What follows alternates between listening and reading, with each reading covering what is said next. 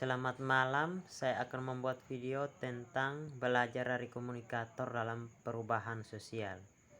Saya atas nama Christopher Tadehere, NIM 2003030092, kelas C semester 2, jurusan Sosiologi, mata kuliah Sosiologi Komunikasi, Fakultas Ilmu Sosial dan Ilmu Politik, Universitas Nusa Cendana, Kupang. Komunikasi pemerintah atau komunikasi rakyat.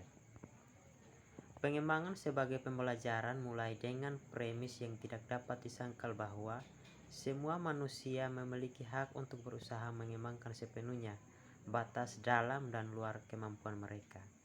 Karena kemiskinan yang sangat mengakar, lingkungan yang buruk, kesempatan yang langka, dan alasan terkait lainnya termasuk menjadi perempuan, beberapa tidak dilengkapi dari Stodoso. Mereka sebagian besar adalah penduduk pedesaan yang mencakup sekitar 3/4 dari populasi mana pun negara yang dikenal sebagai negara berkembang. Yang miskin dari mereka 40% terbawah yang hidup di bawah garis kemiskinan tidak dapat mencukupi kebutuhan dasar mereka. Apa atau siapakah pemerintah? Bagi mereka yang mengelompokkan komunikasi pembangunan dengan pemerintah, pertanyaan penting yang perlu dipertimbangkan adalah apa atau siapa itu pemerintah. Mesin politik suatu negara adalah pemerintah, tetapi juga layanan ekstensi pertanian, universitas negara adalah pemerintah. Unit kesehatan pedesaan adalah pemerintah. Orang-orang yang menjadi 3 orang terakhir menjalankan profesinya tanpa memandang siapa pemimpin politiknya. Perawatan pertama mereka adalah, atau seharusnya, untuk keluarga petani, pelajar dan pasien.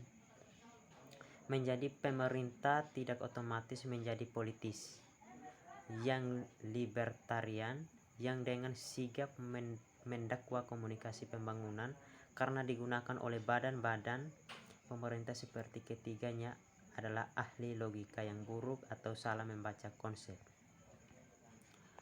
Yang dimaksud dengan komunikasi pengembangan informasi publik pemerintah.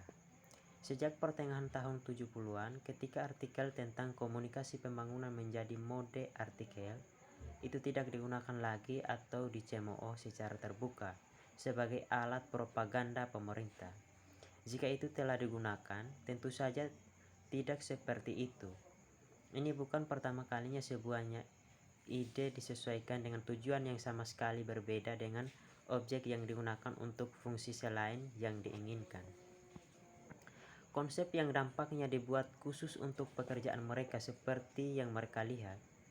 Pemerintah dunia ketiga melakukan rencana pembangunan nasional, regional, dan lokal, memobilisasi warganya di belakang mereka, dan menjalankannya. Kementerian Informasi cukup mahir dalam mempublikasikan rencana yang telah selesai dan mendesak masyarakat untuk mendukungnya. Tidak langsung diterima atau dipahami adalah prasyarat untuk partisipasi warga.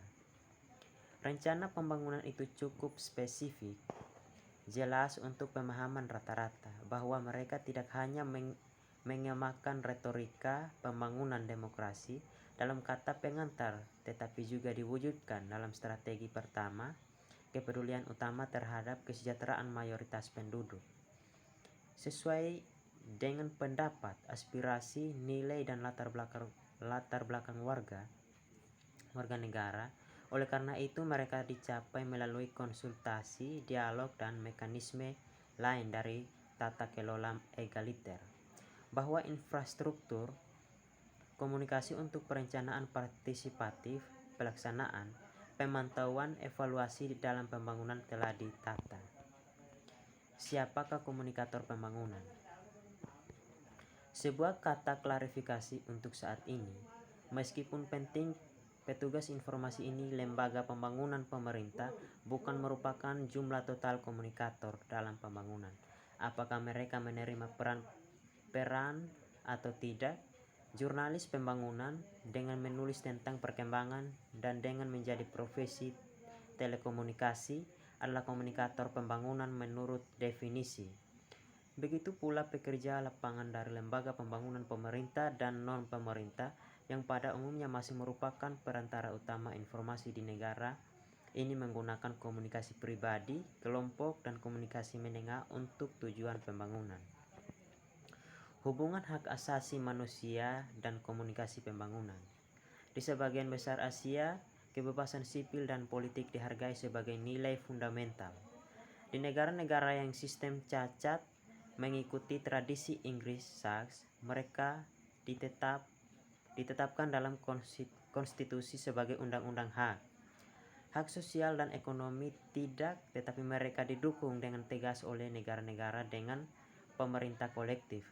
Memisahkan ini menjadi dua kamp ideologis di luar hak-hak manusia yang berselisih dengan seseorang selain menegaskannya lebih berharga dari yang lain. Tertangkap di tengah-tengah negara miskin yang secara intelektual dipelihara hak sipil dan politik tetapi yang membutuhkan tanda saat ini di dalam domain ekonomi dan sosial. Deklarasi Hak Asasi Manusia menegaskan, di antara hak-hak politik sipil lainnya, kebebasan berpendapat, berbicara, berkumpul, dan beragama. Hak atas perlindungan hukum yang sama dan proses hukum, kebebasan bergerak, hak atas kewarganegaraan, hak atas kewarganegaraan pemerintah suatu negara. Ia mengakui bagaimanapun bahwa mereka tidak ada artinya hak tanpa hak-hak ekonomi dasar dan sosial seperti pekerjaan yang baik, hak untuk pendidikan, hak untuk bergabung dan membentuk perdagangan, hak atas keamanan sosial, kebenaran yang sulit direalisasikan dengan baik oleh masyarakat di negara berkembang, bahwa kebebasan politik tidak menjamin kesetaraan sosial ekonomi. Dalam arti tertentu, harapan mereka adalah mengamankan yang terakhir dengan memperdagangkan beberapa yang sebelumnya. Namun hal itu tidak berhasil untuk setiap negara. Bukti yang terkumpul di Asia adalah bahwa kebebasan manusia tidak dapat dipisahkan untuk waktu yang lama. Bahwa kebebasan manusia tidak dapat dipisahkan mengerikan beberapa, bahkan sebagian dalam nama pembangunan dan yang lainnya akan terhapus. Juga bahwa hal itu tidak dapat dilakukan di depan kualitas dan keadilan secara nyata dan sosioekonomi jika perkembangan manusia pada dasarnya berjalan mulus. Orang perlu mempelajari kemandirian ekonomi dan sosial dan politik dan budaya pada saat yang bersamaan. Bertengkar, melangkah, harus berusaha untuk memberdayakan kelompok, bekerja bersama dalam organisasi. Siapakah rakyatnya? Jika sebelumnya kita bertanya siapa atau apa pemerintah itu, pertanyaannya sekarang siapa orang-orang menginginkan kesetaraan. Tidak setara dengan bangsawan darat di pedesaan Amerika, Thomas Jefferson atau kelas atas bahasa Inggris John Locke, tetapi masyarakat Asia, Afrika, dan Amerika Latin, para petani kecil, buruh tak bertahan, nelayan, tukang peralayan viladan, perempuan pedesaan juga memperlihatkan selang yang menonjol status mereka yang tidak setara. Mereka adalah mayoritas yang hak untuk berbicara kosong karena kemiskinan, ketidaktahuan, disolasi, buta huruf telah membungkam suara mereka sejauh badan-badan pembangunan dan sebagai lengan pemerintah dan juga pers berbicara jujur untuk bersama mereka, maka komunikasi untuk pembangunan dilayani. Pengembangan kebijakan komunikasi, tatanan informasi dan komunikasi baru untuk pedesaan jelas valid dan muncul untuk beberapa alasan yang ditingkatkan di antara tatanan dunia baru. Kebijakan komunikasi nasional harus berhati-hati di tempat yang bahkan dapat mengakses informasi di daerah perkotaan dan pedesaan.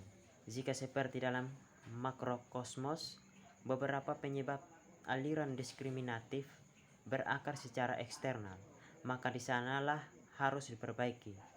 Tetapi negara-negara Asia tidak dapat dengan hati nurani mencela ketidakadilan pada orang lain, sementara situasi yang sama terjadi di dalam belakangan mereka sendiri. Selain itu, konstruksi kaum miskin global memiliki sedikit pembangunan akar-akar utilitas melalui Kemelut yang berpasir, kaum miskin global memisahkan diri menjadi kaum miskin desa yang harus dikonsentrasikan oleh setiap negara. Kesimpulannya, beberapa saran untuk komunikasi untuk pembangunan dan perubahan sosial.